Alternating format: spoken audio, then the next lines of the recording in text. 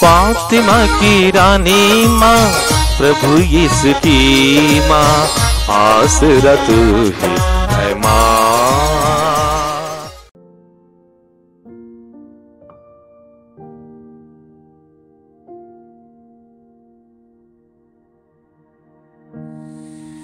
पहला पाठ निर्गमन ग्रंथ अध्याय 24 पद संख्याएं 3 से 8 तक।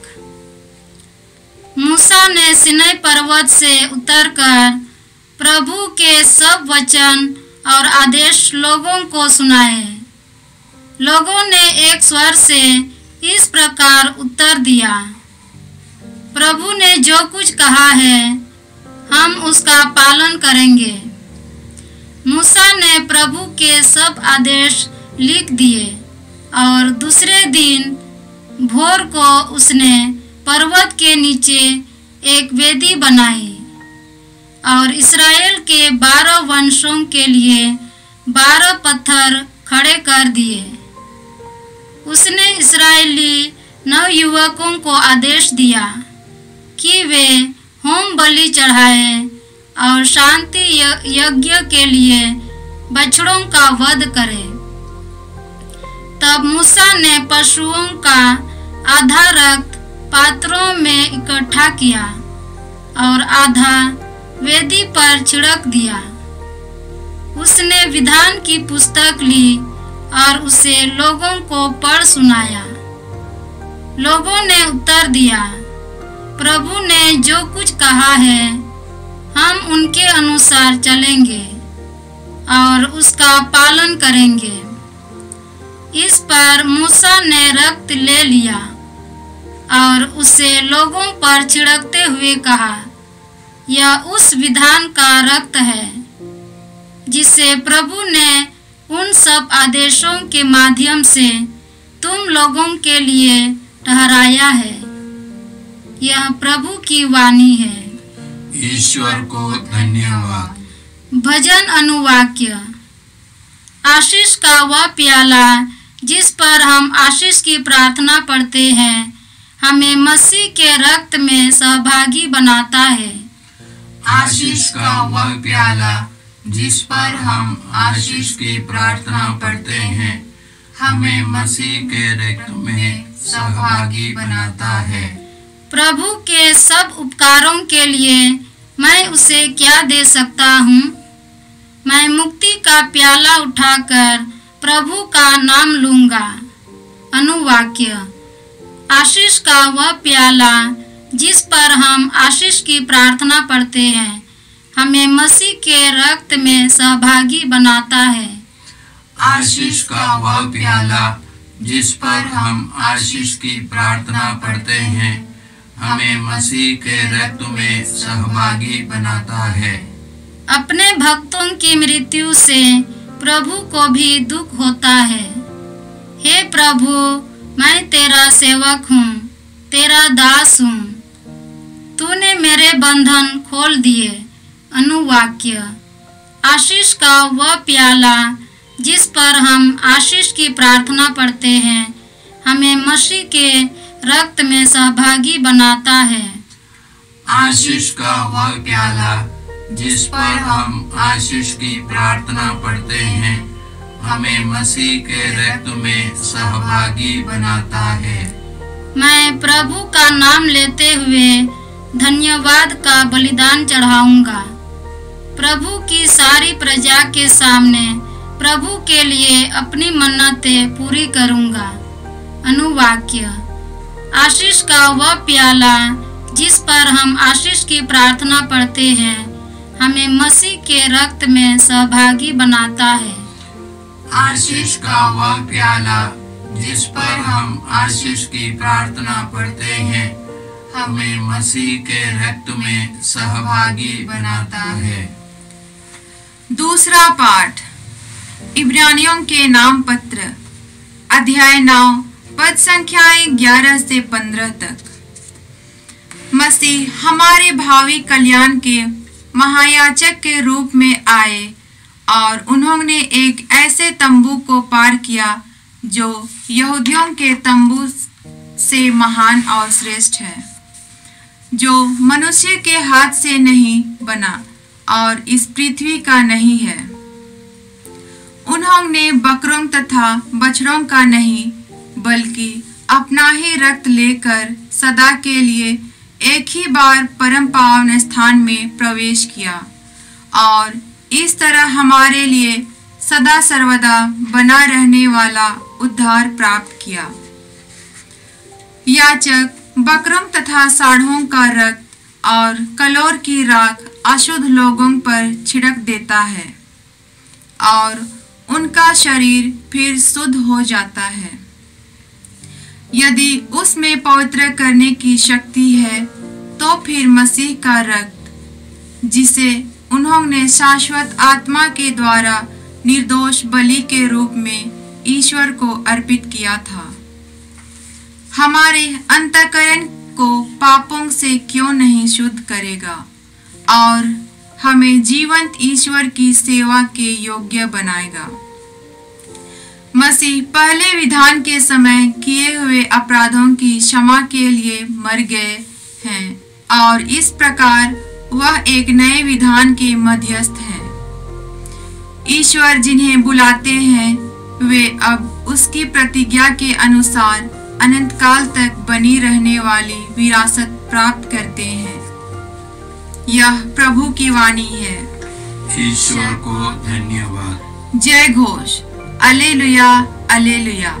प्रभु कहते हैं, स्वर्ग से उतरी हुई रोटी मैं हूँ। यदि कोई वह रोटी खाए तो वह सदा जीवित रहेगा। अलेलुया। प्रभु आप लोगों के साथ हो और आपकी आत्मा के साथ। संत मार्कुस के अनुसार पवित्र सुसमाचार। हे प्रभु तेरी महिमा हो। अध्याय 14 पद संख्याएं 12 से 16 और 22 से 26 तक। बेकमी रोटी के पहले दिन जब पास्का के मेमने की बलि चढ़ाई जाती है, शिष्यों ने यीशु से कहा, आप क्या चाहते हैं? हम कहाँ जाकर आपके लिए पास्का भोज की तैयारी करें? यीशु ने 2 शिष्यों को यह कहकर भेजा, शहर जाओ, तुम्हें पानी का घड़ा लिए हुए एक पुरुष मिलेगा, उसके पीछे पीछे चलो और वह जिस घर में प्रवेश करे उस घर के स्वामी से कहो, गुरुवर कहते हैं, मेरे लिए अतिथिशाला कहाँ है, जहाँ मैं अपने शिष्यों के साथ पास्का का भोज करूं। और वह तुम्हें ऊपर एक सजाया कमरा दिखा देगा, वही हम लोगों के लिए तैयार करो। शिष्य चले गए। यीशु ने जैसा कहा था उन्होंने शहर पहुंचकर सब कुछ वैसा ही पाया और पास्का भोज की तैयारी कर ली। उनके भोजन करते समय यीशु ने रोटी ले ली और आशीष की प्रार्थना पढ़ने के बाद उसे तोड़ा और यह कहते हुए शिष्यों को दिया, ले लो, यह मेरा शरीर है। तब उन्होंने प्याला लेकर धन्यवाद की प्रार्थना पढ़ी और उसे शिष्यों को दिया और सब ने उसमें से पिया। यीशु ने उनसे कहा, यह मेरा रक्त है, विधान का रक्त, जो बहुतों के लिए बहाया जा रहा है। मैं तुमसे कहे देता हूँ, जब तक मैं ईश्वर के राज्य में नवीन रस ना पी लूं, तब तक मैं दाख का रस फिर नहीं पीऊंगा। भजन गाने के बाद वे जैतून पहाड़ चल दिए। प्रभु का सुसमाचार। हे क्रिस्त तेरी स्तुति हो। क्रिस्त में प्यारे भाई बहनों, आज कलीसिया यीशु के पवित्रतम शरीर और रक्त का पर्व मनाती है। 1264 को संत पापा अर्बन चौथे ने इस पर्व को ठहराया था और पवित्र त्रित्व के पर्व के आने वाले पहले रविवार को इसे मनाने के लिए आदेश दिया था। कलीसिया हम लोगों को सिखाती है कि पवित्र संस्कार या यूकरिस्ट हमारे ईसाई जीवन का केंद्र है। ऐसे तो हमारे ईसाई जीवन का केंद्र यीशु है। पवित्र संस्कार में हम लोग यीशु को पाते हैं, इसलिए यीशु हमारे ईसाई जीवन का केंद्र है। दूसरा, वैटिकन महासभा ने पवित्र संस्कार के बारे में इसी प्रकार कहा है, Eucharist is the source and summit of Christian life. पवित्र संस्कार ईसाई जीवन का स्रोत और चरम सीमा है। तो ईसाई जीवन का स्रोत पवित्र संस्कार है और चरम सीमा भी पवित्र संस्कार है। संत योहन के सुसमाचार के 6 अध्याय के 57 वाक्य में यीशु इस प्रकार कहते हैं, जिस प्रकार जीवंत पिता ने मुझे भेजा है और पिता से मैं जीवन प्राप्त करता हूँ, उसी प्रकार जो मुझे खाता है, वहां पर वही लिखा है मुझे खाता है, वह मुझसे जीवन प्राप्त करेगा। और एक दूसरे जगह पर लिखा है, मेरा मांस सच्चा भोजन है, मेरा रक्त सच्चा पेय है। जो मेरा मांस खाता और मेरा रक्त पीता है, वह मुझ में निवास करता है और मैं उसमें। अंतिम दिन मैं उसे पुनर्जीवित कर दूंगा। ये पुनर्जीवन, अंतिम दिन का पुनरुत्थान, यही है हमारे जीवन का लक्ष्य, अनंत जीवन। ये अनंत जीवन पवित्र संस्कार हमारे लिए प्रतिज्ञा करता है। ये पवित्र संस्कार से हम यीशु को पाते हैं और यीशु के जीवन को पाते हैं, और ये पवित्र संस्कार हमको अनंत जीवन की प्रतिज्ञा करते हैं। इसलिए पवित्र संस्कार हमारे ईसाई जीवन के स्रोत है और चरम सीमा भी है। आज के पहले पाठ में हम लोगों ने सुना कि ईश्वर और इस्राएलियों के बीच में एक विधान ठहराते हैं। मूसा को ईश्वर ने अपने नियम को, लोगों के लिए अपने नियम को बताया, और मूसा ने आकर के लोगों से कहा, और लोगों ने कहा इन नियमों को हम पालन करने के लिए तैयार है। तब मूसा ने उन नियमों को एक पत्थर की पाटी पर लिखा, फिर उसने एक बेदी बनवाया और 12 पत्थरों को खड़ा कर दिया। इस्राएली लोगों के 12 गोत्रों के नाम पर, और उसके बाद जानवरों को बलि चढ़ाया।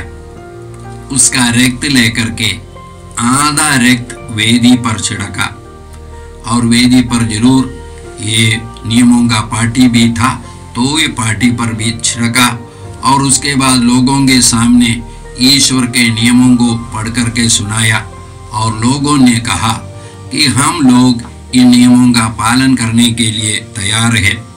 तब लोगों पर आधा रक्त को छिड़क करके कहा, यह उस विधान का रक्त है जिसे प्रभु ने उन सब आदेशों के माध्यम से तुम लोगों के लिए निर्धारित किया है। तो इसी प्रकार रक्त छिड़क करके, रक्त के द्वारा ईश्वर और इस्राएलियों के बीच में एक विधान बना, एक विधान को ठहराया। हम लोग लेवी के ग्रंथ के 17वां अध्याय के 11वां वाक्य में इसी प्रकार पढ़ते हैं, रक्त में ही जीवन है, तो ये रक्त छिड़क करके ईश्वर और मनुष्यों के, इस्राएलियों के बीच में एक जीवंत संबंध बन गया या जुड़ गया। हम लोग यही विश्वास करते हैं या ये जानते हैं कि एक परिवार के लोगों के बीच में एक रक्त संबंध है। जैसे माता पिता और बच्चों के बीच में, भाई भाइयों के बीच में रक्त संबंध है। यदि मैं अपनी माँ से जाकर के बोलता हूँ कि आप मेरी माँ नहीं हैं, ये टूटता नहीं है, वह मेरी माँ रहेगी। दूसरे लोग मेरी माँ नहीं बन सकते हैं, वही है क्योंकि हम लोगों के बीच में एक रक्त संबंध है। तो इसी प्रकार ईश्वर ने भी एक रक्त संबंध जोड़ा और इस संबंध को नहीं तोड़ना है। तो पुराने विधान कभी तोड़ना नहीं है, हाँ, लेकिन मनुष्य ने तोड़ा है, हम लोग देखे हैं। लेकिन ईश्वर ने हमेशा अपने विधान के प्रति विश्वस्त रहा है। यही हम लोग बाइबल के शुरू से अंत तक देखते हैं। आज के दूसरे पाठ में जो हम लोगों ने इब्रानियों के नाम पत्र से सुना, वहां पर इसी प्रकार हम लोगों ने सुना है,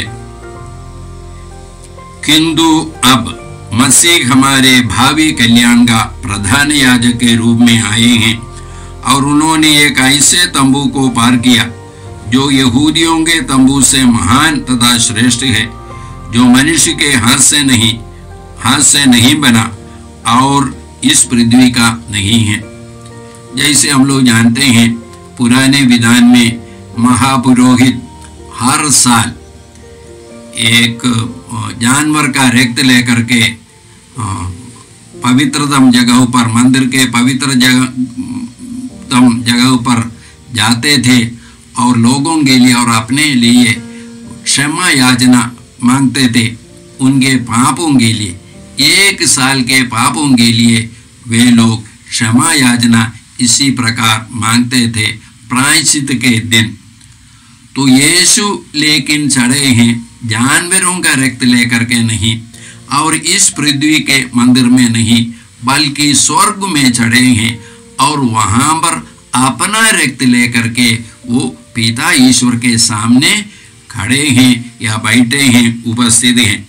और आगे पढ़िए, उन्होंने बकरों तथा बछड़ों का नहीं, बल्कि अपना रक्त लेकर सदा के लिए एक ही बार परम पावन स्थान में प्रवेश किया और इस तरह हमारे लिए सदा सर्वदा बना रहने वाला उद्धार प्राप्त किया है। पुराने विधान उद्धार का विधान नहीं है, पाप क्षमा का विधान नहीं है। पुराने विधान में पाप के बारे में बताते हैं। तो मान लीजिए हत्या एक पाप है, आपने हत्या की, तो इससे मुक्ति कैसे मिलता है वो पुराने विधान में नहीं बताया है। और ये मुक्ति साल में एक बार इसी प्रकार जाकर के महापुरोहित रक्त लेकर के पवित्र दम जगह पर जाते हैं तो एक साल के पापों के लिए मुक्ति मिली। उसको मुक्ति नहीं बल्कि पाप को ढक दिया गया रक्त से, इसी प्रकार वे लोग समझते थे। लेकिन नए विधान में क्या है, हमको यीशु के रक्त के द्वारा सदा के लिए उद्धार मिला है, सदा के लिए मुक्ति हम लोगों को मिली है। पुराने विधान में आगे हम लोग पढ़ते हैं, पुराने विधान में यदि कोई व्यक्ति अपवित्र हो गया, यदि किसी का संपर्क एक लाश से हुआ तब वह अपवित्र हो गया, वह मंदिर में प्रवेश नहीं कर सकता था। उसके शुद्धिकरण के लिए रक्त की, जानवर की रक्त की जरूरत है और उसी प्रकार करके उसके शरीर का शुद्धिकरण होता था। लेकिन यीशु का रक्त, आगे हम लोग पढ़ते हैं, तो फिर मसीह का रक्त जिसे उन्होंने शाश्वत आत्मा के द्वारा निर्दोष बलि के रूप में ईश्वर को अर्पित किया, हमारे अंधकरण को पापों से क्यों नहीं शुद्ध करेगा और हमें जीवन ईश्वर की सेवा के योग्य बनाएगा। यीशु का रक्त हमारे अंधकरण को शुद्ध करते हैं, हमारी आत्मा को शुद्ध करते हैं और हमको पापों से मुक्त करते हैं, सदा के लिए मुक्त करते हैं, ताकि हम लोग ईश्वर की आराधना और ईश्वर की पूजा कर सकते हैं, ईश्वर के पास जा सकते हैं। बाइबल के अनुसार रक्त विशेष करके 3 कार्य करता है। पहला कार्य है, अभी हम लोगों ने देखा कि जोड़ते हैं। पुराने विधान में ईश्वर और मनुष्य के बीच में एक संबंध जोड़ा, एक रक्त संबंध।